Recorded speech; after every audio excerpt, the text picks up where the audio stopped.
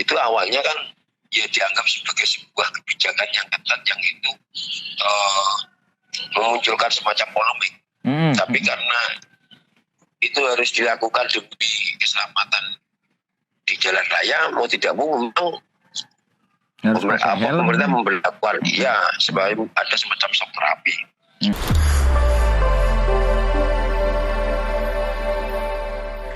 Ya Mas Ujeng, lagi jandoman ini pagi. Ya, Mas Ujeng mungkin ini bisa jadi apa ya? Kita mau ngobrolin soal Inpres terkait protokol kesehatan, kemudian penerapan di daerah, ya, kaitannya dengan bagaimana sanksi, bagaimana ketegasan perangkat di daerah, bagaimana kesadaran masyarakat terkait COVID yang tetap berjalan, anggaran yang masih ada dan sebagainya, kemudian akhirnya penerapannya juga kelihatan seperti apa. Mas Ujeng menangkapnya ini seperti apa? Soalnya saya lihat teman-teman masih kumpul kayak kemarin aja, cek sound, rame dan sebagainya, konco-konco akhirnya batal, itu kan masih jadi kerepotan juga di daerah. Di sisi lain pemerintah menurunkan Inpres terkait protokol kesehatan itu dan diserahkan ke daerah. Mas Ujeng gimana ini kondisi yang seperti ini, kayak masyarakat kan ya di tengah kejengahan, di tengah ketidakjelasan, ono sanksi sing rada aneh-aneh sekarang, sing nunggui jenazah dengan kuburan. Gimana Mas Ujeng? Jadi begini, Siap. Sebenarnya saya melihatnya ya kebijakan pemerintah itu kan ada dua kerangka yang menurut saya saling menyelamatkan. Satu sisi kehidupan ini harus tetap normal karena faktor sosial ekonomi itu harus tetap jalan. Karena tidak ingin dihadapkan kepada yang namanya resesi dan sebagainya, masyarakat harus tetap produktif. Jalannya pemerintahan itu harus tetap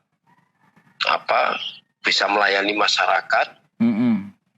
Masyarakat itu pun juga harus tetap produktif untuk bisa kehidupan ekonominya jalan, pendidikannya itu juga tetap jalan. Sementara kita dihadapkan dengan yang namanya pandemi yang sampai hari ini tidak bisa diprediksi kapan ini selesainya. Nah, mau tidak mau pemerintah berpikiran harus ada jalan tengah, ya. Misalkan memperlakukan protokol kesehatan secara ketat. Nah, tapi satu sisi kita dihadapkan kepada, mohon maaf, ini adalah satu mental dari aparat maupun mental dari masyarakat. Mestinya kalau aparat itu, pemerintah itu harus menjalankan protokol kesehatan yang ketat. Ini dia harus memberikan keteladanan yang baik pula. Jangan lantas dia memperlakukan protokol kesehatan dengan sanksi yang ketat sementara tidak memberikan contoh yang baik. Nah pun sama dengan masyarakat, ketika dia tetap berkeinginan bisa mendapatkan bisa melakukan kegiatan perekonomian, kegiatan sosial, mendapatkan lain publik, mau tidak mau dia harus menjalankan protokol kesehatan yang secara mendasar. Saya contoh harus melakukan physical distancing, dia harus tetap rajin cuci tangan, dia harus tetap menggunakan masker. Contoh beginilah ketika awal-awal penggunaan helm ya dulu, itu awalnya kan ya dianggap sebagai sebuah kebijakan yang ketat yang itu memunculkan semacam polemik. Tapi karena itu harus dilakukan demi keselamatan di jalan raya, mau tidak mau memang pemerintah memberlakukan sebagai ada semacam shock terapi. Tetapi kalau catatan itu harus menunggu jenazah dan sebagainya, itu saya kira terlalu mengada-ada. Itu tidak akan pernah efektif dan tidak akan memberikan efek jerah. Ya, justru itu menurut saya sangat kontraproduktif.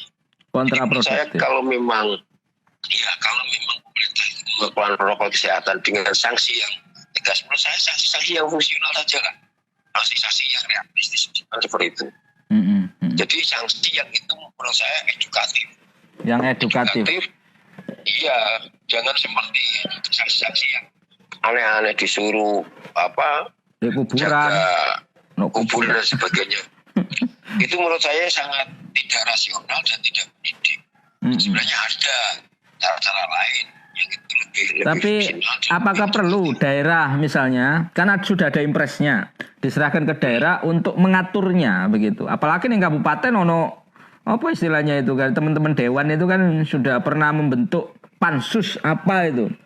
Efektivitasnya seperti apa ketika ada hal yang seperti ini? Kan harusnya ada minimal, misalnya dari sisi ekonomi ketegasan, karena kita ingin menyelamatkan ekonomi, di sisi lain ada harus melindungi teman rakyat kita, warga kita dan sebagainya. Nah ini sepertinya kok tidak ada greget untuk menangkap itu, atau apa ancen? Gimana Mas Richard? Jadi begini, itu kalau kebijakan pusat yang harus diimplementasikan di daerah, ini ya minimal step by step harus dilakukan sosialisasi. Jangan lantas langsung ini pasti turun tanpa ada proses sosialisasi, diterapkan secara ketat, yang jelas nanti akan muncul resistensi. Shock terapinya itu tidak efektif.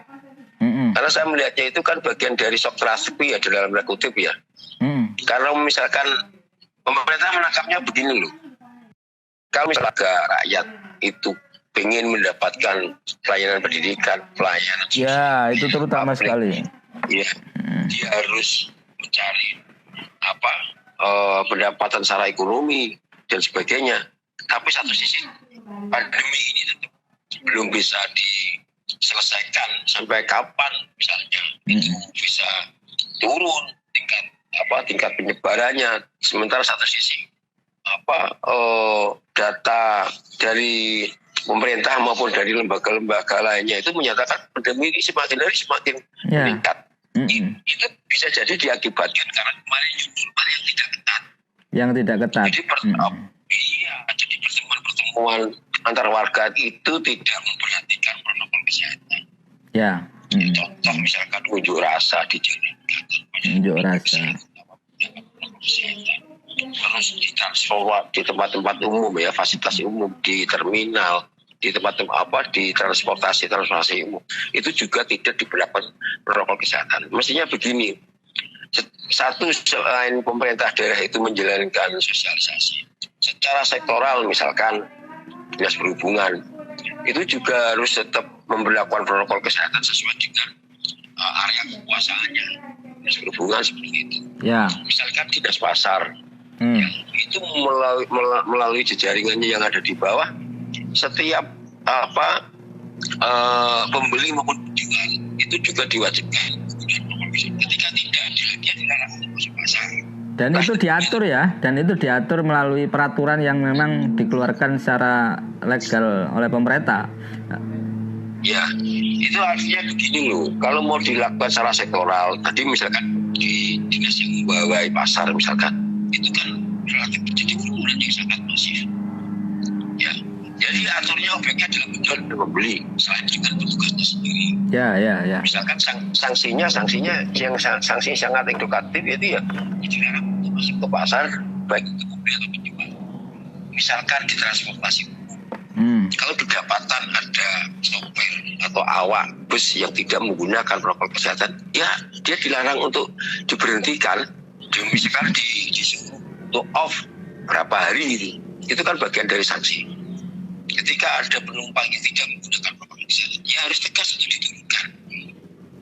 Diturunkan di tengah jalan, misalkan seperti itu dihukum kayak seperti orang yang merokok kedapatan merokok di kereta api, akhirnya diturunkan di stasiun berikutnya seperti itu.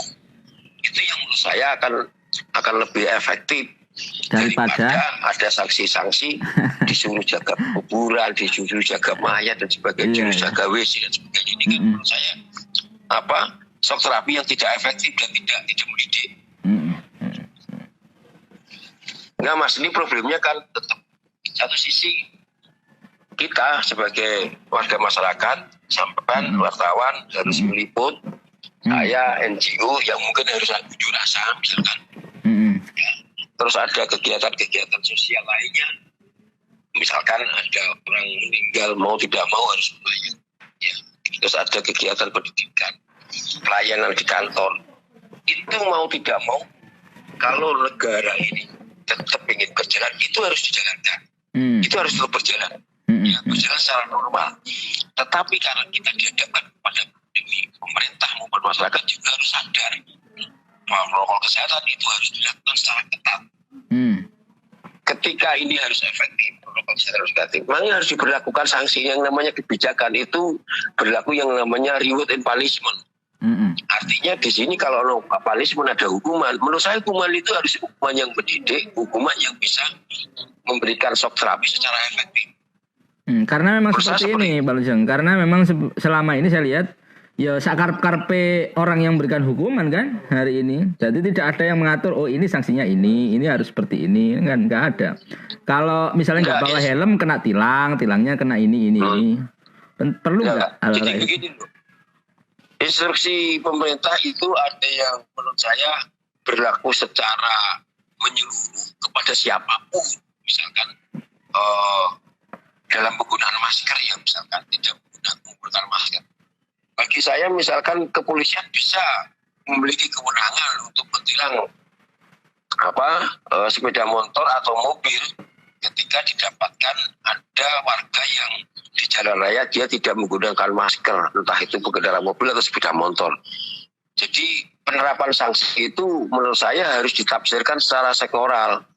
Pengguna jalan ya, ketika misalkan naik di bis umum ya, ketika taruhlah nanti ada Grab misalkan yang itu tidak menggunakan masker ya, terus ketika misalkan tempat-tempat jualan atau tempat-tempat perkantoran atau tempat layanan lainnya baik swasta maupun publik tidak menyediakan hand sanitizer ya, misalkan itu juga harus ada sanksi. Sanksinya dalam bentuk apa misalkan ya, kamu nggak boleh buka selama pertama, sanksi pertama ya nggak boleh buka 3 hari.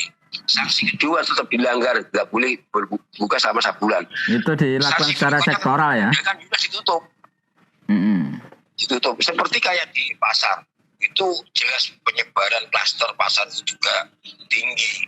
Ya makanya aparat yang membawa dinas pasar pun juga sama, dia harus memperlakukan ketat. Setiap toko harus menyediakan hand sanitizer. Setiap penjual harus menggunakan masker. Kalau tidak, sanksinya bisa bertahap sampai pada tingkatan penutupan toko misalkan.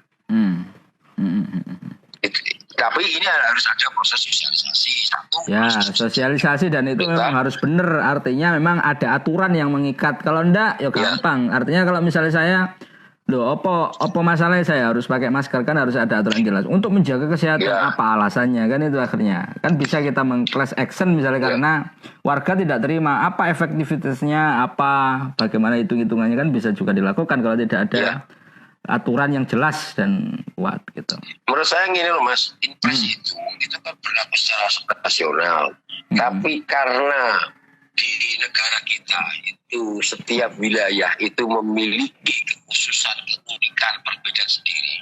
Maka menurut saya pemerintah daerah lokal setempat itu boleh melakukan semacam penafsiran yang itu dituangkan dalam bentuk perda atau peraturan bupati yang itu menyesuaikan dengan tingkat kebutuhan. Ya. Jangan disamakan misalkan dari Aceh sampai dengan Papua itu harus sama seperti itu karena jelas perbedaan kultural itu juga akan mempengaruhi bagaimana kesadaran dan mental masyarakat untuk menjalankan protokol kesehatan. Oke, baik, terima kasih.